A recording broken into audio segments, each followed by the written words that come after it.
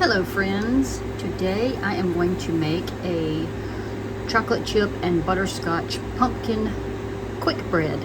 So we're going to start with 1 cup of pumpkin puree.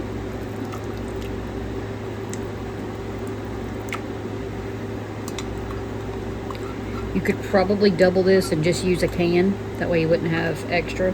It may not be a full 2 cups, but it might be okay, I'm not sure. Okay, we're going to add 2 eggs.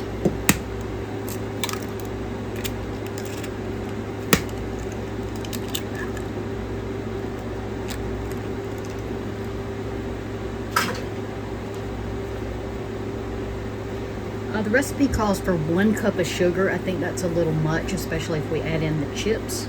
So I'm going to reduce that to 3/4.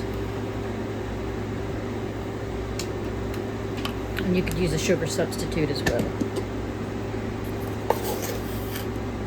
So that's half. And another 1/4. To this, we're also going to add 1/4 cup of oil. I am using vegetable canola oil today. We're also going to add a 1/3 cup of plain yogurt, which I'm out of, so this is actually light sour cream.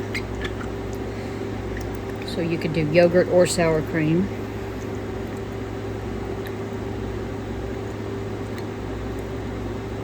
I really like sour cream in quick breads anyway, so it's not an issue for me.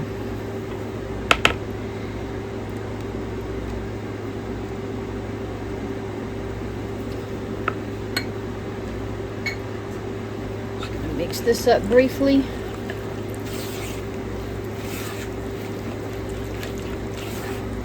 Go ahead and add a teaspoon of vanilla.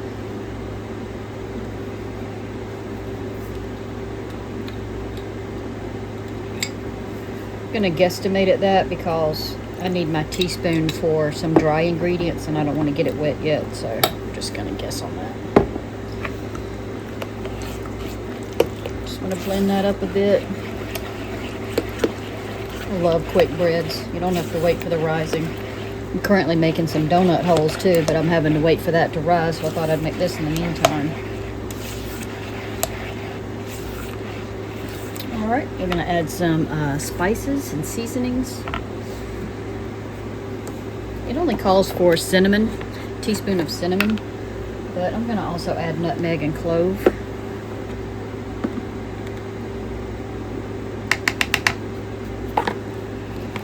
Only about a 1/2 teaspoon on those. Not, well, probably a 1/4 on the nutmeg. And maybe just a 1/4 to a 1/2 on the clove. I'm not going to go too heavy on that either. We want a teaspoon of baking powder, as well as baking soda.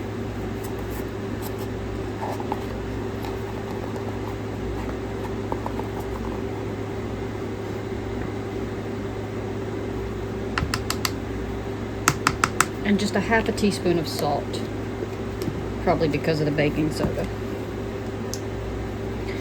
I'm not going to try to eyeball that, I'm just going to actually do a 1/2 teaspoon. Alright. I think besides the flour now, which is 1 3/4 cup of all-purpose. It's half. 1. 1 1/2, and my guesstimated 1 3/4.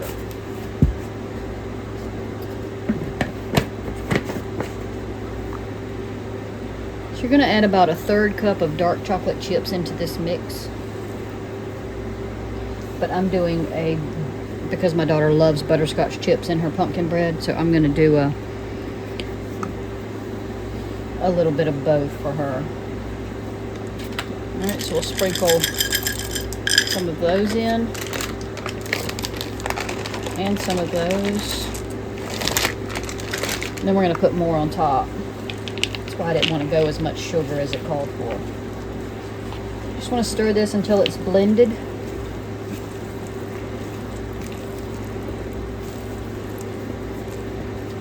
I have a bad habit of sticking my elbow in the way. I'm really sorry about that. I've tried moving the camera in different positions, but I still end up just, you know, hogging the camera with my arm.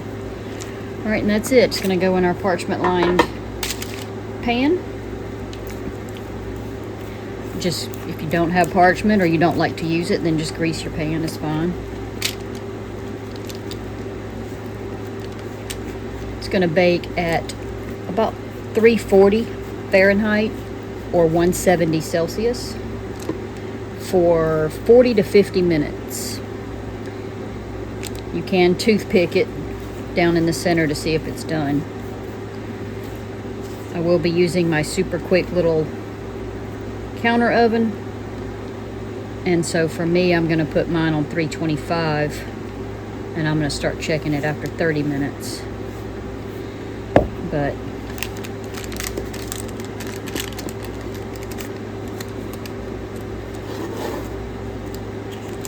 just even it out the best you can.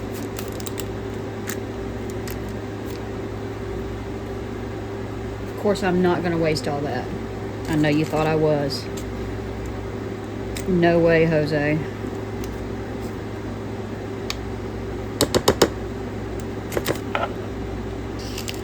That either.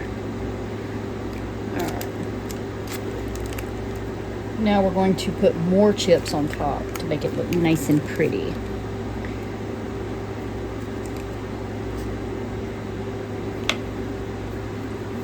I'm going to sprinkle the rest of these there.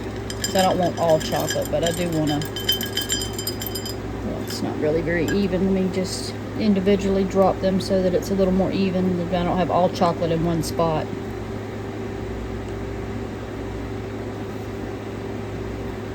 Alright, that looks decent. I don't want to overload it either because I know she don't want it loaded, but by all means, if you like it, pack them on there, you know. I wanted the miniature ones, but I was out, so.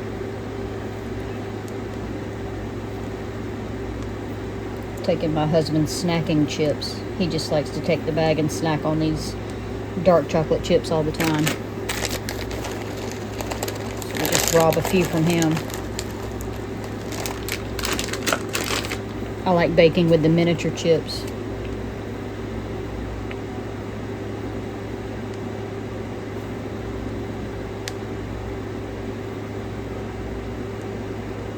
Alright, and that's it. Pop it in the oven, wait for it to get done. See you back soon. Alright friends, this finally just came out of the oven. This toothpick came out clean-ish. It just got that one little crumb on there, but you can also feel, when you poke it in there, you can feel that the cake itself doesn't feel mushy, you know. Or, excuse me, bread. Now there is a little bit there at the bottom. At the very bottom. So let me get another one and double check it.